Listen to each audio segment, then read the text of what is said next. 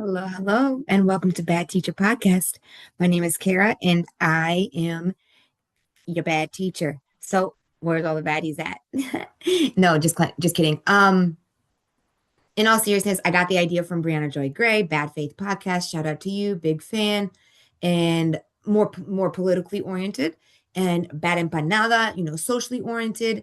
And I'm here. I want to join the ecosystem of baddies in the podcast world from, thinking of education from a socialist perspective and again centering teachers in the K through 12 public spaces. So the idea is to, where y'all at, trying to find the lefty teachers out there to mobilize with, to talk with, and to have on my podcast and to see what you guys are doing in your classroom. So let's see what we got. Let's see what we can do. And again, as you can see, my little background, I wanted the sun to be in it, but my head's covering. It's okay. Um, but I feel like, I could be one little drop in this big ocean, this big wave that takes it all over, right? That really dismantles the institution of education, of schooling that we have now, and in exchange for an education that liberates and provides what everybody needs in a society. So let's do it.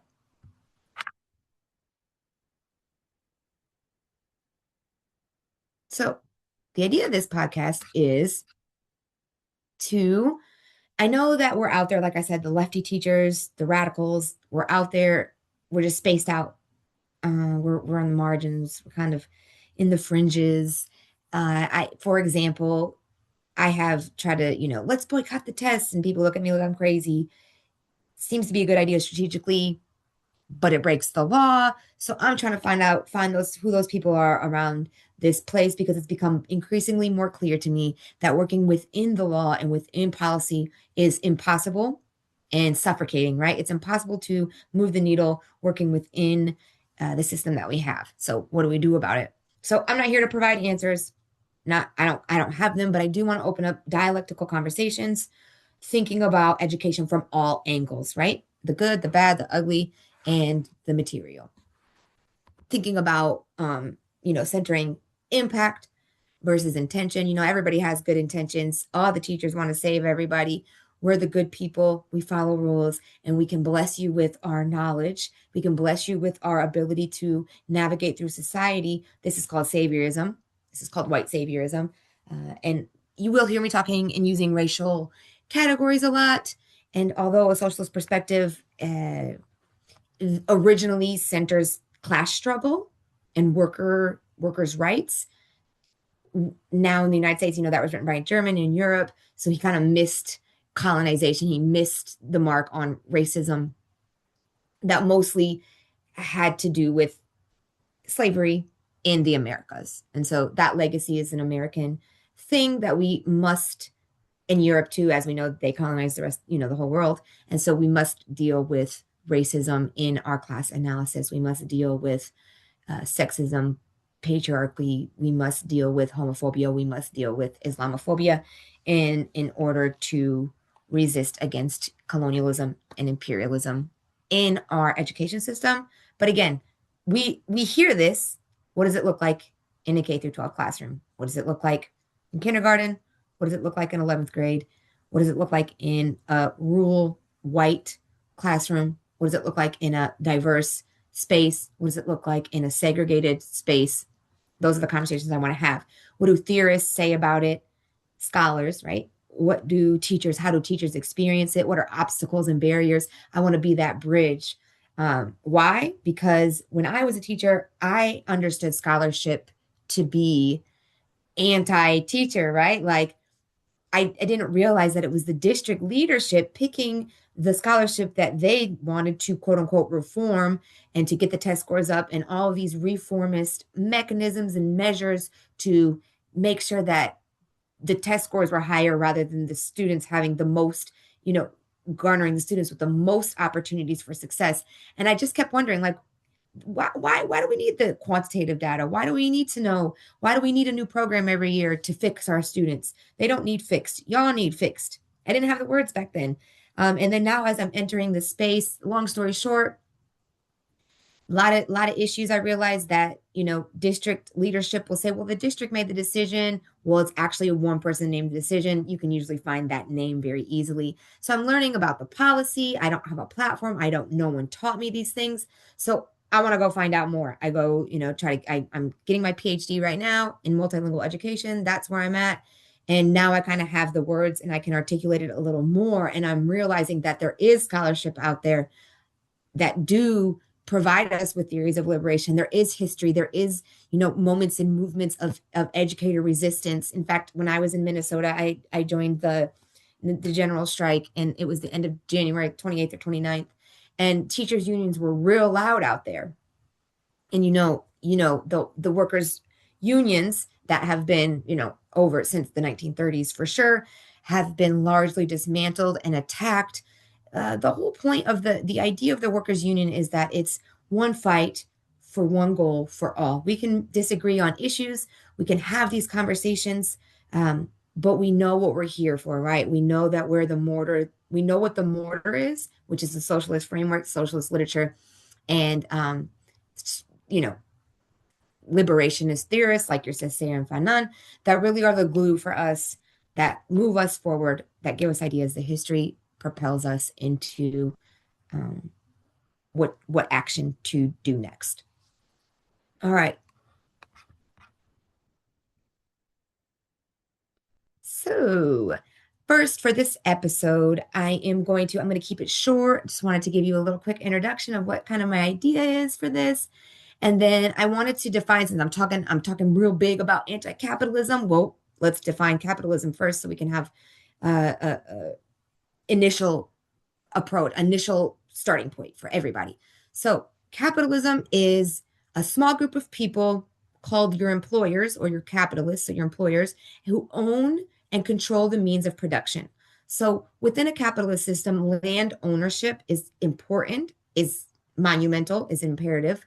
The more land you own, the more resources you have, because we're talking about materias primas. We're talking about natural resources in their most natural form. That's where it all starts as your employers. Those are the people who get to pick the prices. Those are the people. How do you, for example, the question is, well, how did you get that oil? How did you have the machinery? How did you have the money to pay the workers? And those questions come up. They arise naturally when we're wondering, like, how does the means of production work? How does when we're talking about redistribution of wealth, well, how did it get so unevenly distributed in the first place? And how is that system perpetuated in our institution of schooling? And so, like the narrative, for example, of teaching kids how to be a good entrepreneur, knowing that the likelihood of being a successful entrepreneur that makes it big, right? That makes it to the upper echelons of society is nearly impossible unless you have some sort of start of wealth or of capital. And again, anti-capitalism is not about being a way to exchange goods and services like money. It is being anti-market. So capitalism is based off of a market of surplus. And the most important part of that market, to keep it running and to keep the wealthy people rich, is this idea of surplus value. So in any type of corporation, let's say you have your workers, you have your employers, which is your 3%, your workers is the 97%. Again, these are rough numbers. I'm not the math teacher. We will have them on. But the idea is, the goal for the employer is to always figure out how to make that profit increase, that surplus value. So whatever is left over from what the workers have done with their labor, how can that surplus value get bigger and bigger to put it into the pockets of the employer? Okay.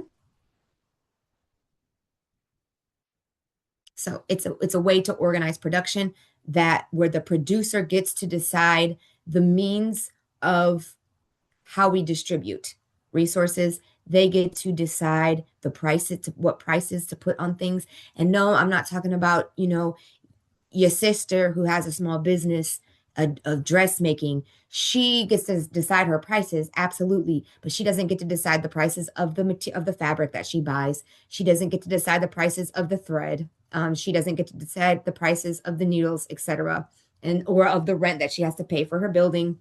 And so while she is an employer-ish, or she's self-employed, if you will, I'm really talking about not an individual person that we know. I'm really talking about the system of capital, corporations, and how capitalism gets perpetuated and how it continues to allocate the wealth into the hands of very few, um, and how that is done by labor theft. And this happens, just to keep it in line with the theme of the show, is why we're paid so little as educators, and why military people are paid so much, or why educational budgets are getting gutted at the same time that military budgets are getting increased immensely, as well as policing budgets.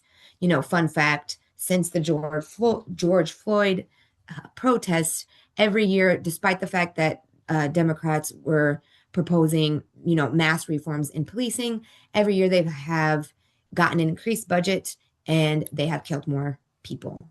And so, kind of really rethinking and reflecting on these things that we think are true, like that the Democratic Party is somehow going to save us. I'm here to tell you that this podcast will always refute that claim, and we are here to build third-party coalitions, and I want educators to be a part of that. And so really, capitalism is about class relationship, not freedom, not choice, or really even market, right? So capitalism is a system where the people who do the work are excluded from deciding what is done with the fruits of the labor. So, on the other hand, socialism, and again, we're going to go all up in this. It's going to be the through point of everything we talk about, but I just wanted to get us started. So, on the flip side, socialism is where workers collectively produce and collectively decide what to do with the surplus. So it isn't about the government running everything. It's about democratizing the workplace. So, there's a lot of misconceptions about socialism. I hope to clear those up through this podcast and with my guests and all that.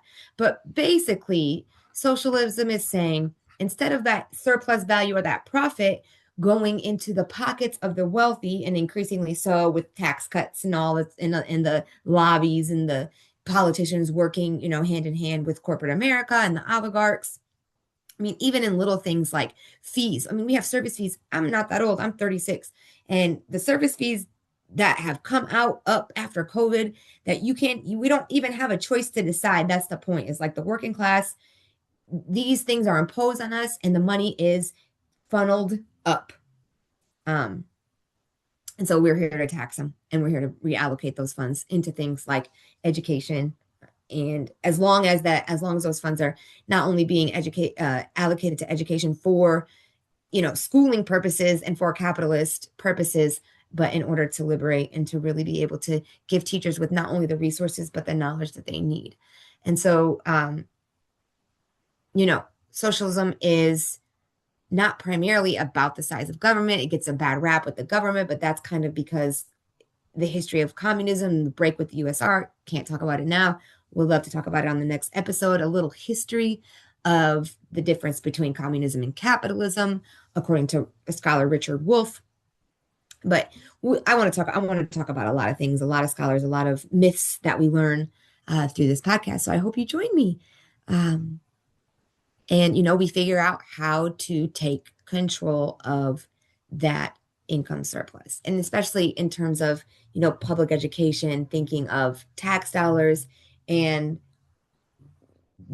how that profit can go back into the state in order for us, the constituents, to actually have some decisions. And that can look very differently in different ways, but not only on an economic level, but also within schools. What would it look like if an administrator taught classes and teachers made decisions?